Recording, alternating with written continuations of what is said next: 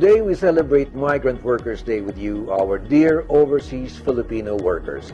Your strength, integrity, and unshakable determined spirit, achieving dream after dream, humbles us all.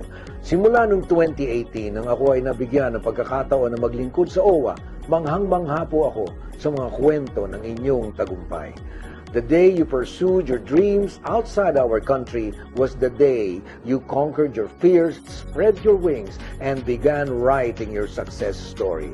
At sa inyong pagbabalik, gaano man kahaba o kaikli ang inyong pagkakawalay sa bayan, dala ninyo ang paghanga ng OWA sa inyong mga nakamit.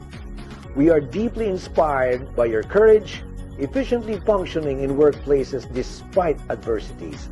Ang maging matatag sa kabila ng pagkakawalay sa inyong mga pamilya, ang maging sandalan ng bansa habang kayo ay nasa ibayong dagat. Dahil dito, lalo naming pagbubutihin ang pagpapaabot sa inyo ng serbisyong may tunay na pagkalinga at katapatan.